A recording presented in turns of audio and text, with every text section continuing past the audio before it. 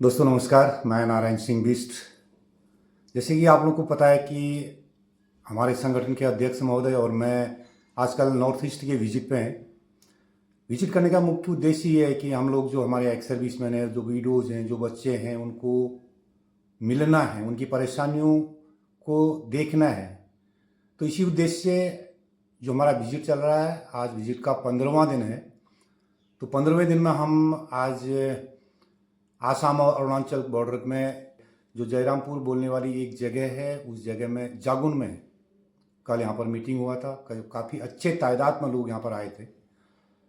उससे पहले हमने सदिया में मीटिंग किया था और सदिया से पहले हम दीमापुर में थे, पेरेन गए थे, जालुकी गए थे, चुंगाजान थे, दीमापुर में थे। तो अभी हम जागुन में हैं। आज हम जागुन से चलेंगे हम गुवाहाटी के लिए। गुवाहाटी से हम सीधे आइजोल, आइजोल से सिलचर, सिलचर से हम आएंगे हेडक्वार्टर डीजीआर में। और इन सब एक्स सर्विसमैनों की और विडोज़ की जो फरियाद है, जो उनकी परेशानियां हैं, उनको लेके रूबरू होंगे हम डीजीआर महोदय के सामने। तो दोस्तों, इस दौरान जो हमने देखा, जो खुद मैंने एनालिसिस किया, तो बहुत दुखद विषय है कि आज असम राइफल की गरिमा को बरकरार रखने के लिए जिन लोगों ने अपनी सारी जिंदगी खून और पसीने से सींचा और असम राइफल का गौरवशाली इतिहास बनाए रखा, वो लोग आज अलग थलग पड़े हुए हैं। 90 साल हो गए, 95 साल हो गए एक्स सर्विसमैन को, लेकिन उसे अभी तक ओल्ड एज ग्रांट नहीं मिला। 4 साल हो गए, 5 साल हो गए, लोगों की पेंशन बंद है। पहली बात तो कोई उन्हें समझाने वाला नहीं है। दूसरी बात, उनके पास कोई ऐसा सोर्स यहाँ पर नहीं है, उनकी जानकारी नहीं है कि वो अपनी पेंशन या अपना ओल्ड एज ग्रांट या जो भी सुविधाएं जो मिल रही हैं फिलहाल में, उसको कैसे लें। हालांकि कई जगह अरेसा सेंटर हैं, लेकिन कुछ गलतियां हमारी भी हैं, हमारे ईएसएम की भी हैं कि वो अरेसा सेंटर से भी कांटेक्ट नहीं करते हैं। तो कहने का मतलब ये है कि हमारे आदमी को जागरूक होना पड़ेगा कि अपने अधिकारों के लिए हेडक्वार्टर डीजीआर क्या कर रहा है, या अरेसा सेंटर क्या कर रहा है, या अरेवा क्या कर रहा है, इसके बारे में आप लोगों को खुद समझना होगा, खुद इसके बारे में सोचना होगा। और आप लोगों के सहयोग से ही ये संस्थाएं चलेंगी।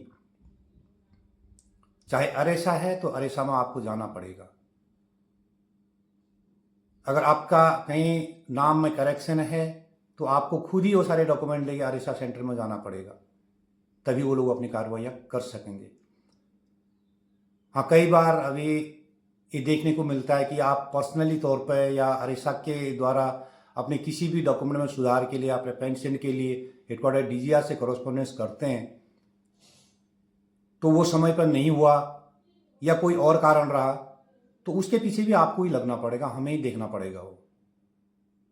क्योंकि आपको मालूम है, कोई किसी के बारे में सोचेगा नहीं। ये असम राइफल में जो आया वो अपने लिए आया, और हमारे ईएसएम और हमारी विडोज़ के बारे में कोई सोचे, ऐसा मसीहा आज तक कोई आया नहीं है। ना ही किसी ने एक्स सर्विसमैन के बारे में सोचा, ना ही किसी ने सर्विसमैन के बारे में सोचा है। तो हमें खुद जागरूक होना पड़ेगा और अपने अधिकार हमें खुद ही लेने पड़ेंगे। मैं इस वीडियो के माध्यम से अपने अरेवा ऑल इंडिया के वाइस प्रेसिडेंट सूबेदार मेजर CR आर्या साहब का धन्यवाद करना चाहूँगा, जो उन्होंने आज सुबह अपना एक ऑडियो क्लिप डाला था। तो इसी प्रकार लोगों ने इस पर अमल करना है। हमें एक दूसरे के पीछे पड़ने की ज़रूरत नहीं है। क्या अरेसा है, क्या अरेवा, कुछ नहीं है। मैं ही अरेसा हूँ, मैं ही अरेवा भी हूँ। जो आपके दिल में गलत फहमी बैठी हुई है कि मैं फला हूँ, ये कुछ नहीं है साहब। आप उसी असम राइफल से पेंशन ले रहे हैं या उसी असम राइफल से पे ले रहे हैं, तो आप भी अरेसा हैं और आप ही अरेवा भी हैं। और अरेवा क्या है, क्या कर रही है, ये आपको जानना चाहिए। और अरेसा क्या है, क्या कर रही है, ये भी आपको जानना चाहिए। किसी और के ऊपर छीटाकशी करने से पहले अपने गिरेबान में झांकना चाहिए कि मैं हूं कहां। मैं खुद 7वें पाताल में घूम रहा हूं और कह रहा हूं कि मैं चंद्रमा पर उड़ान भरने वाले से मैं जलन कर रहा हूं। ये गलत है। हमेशा चाहे कोई भी हो असम राइफल में, चाहे वो टॉप लीडर हो, चाहे एक्स सर्विसमैन हो, चाहे सर्विसमैन हो, चाहे हमारी वीडियोज हो, चाहे हमारे बच्चे हों। हमने वो काम करना चाहिए जो उसके फायदे के लिए हो। कभी किसी की अवहेलना नहीं करनी चाहिए, क्योंकि ये किसी की जागीर नहीं है। हम सर्विस करने आए हैं असम राइफल में, चाहे हम डेपुटेशन में आए, चाहे हम परमानेंट इस असम राइफल के हैं, तो हम असम राइफल में नौकरी करने आए, देश सेवा करने आए। हमने एक दूसरे की भावना की कदर करनी चाहिए। हम कोई पाकिस्तानी नहीं है, हम इसी देश के हैं, इसी असम राइफल की नमक से पले हुए हैं। हमारा अधिकार बनता है आपके पास आने का। आपने हमारी भावनाओं की कदर करनी चाहिए। हमारा आज एक्स सर्विसमैन है, मानता हूं कि आपकी लय अलग है, हमारी लय अलग है, रास्ते अलग अलग हैं, लेकिन मंजिल सिर्फ एक ही है, देश के प्रति अपने नमक की वफादारी करना, एक दूसरे की भावनाओं की कदर करना। आज कुर्सी मिल गई, अपनी कुर्सी का दुरुपयोग करना। अगर जो लोग ऐसा करते हैं उनको मैं किस शब्द से संबोधित करूं, ये मैं बयां नहीं कर सकता है।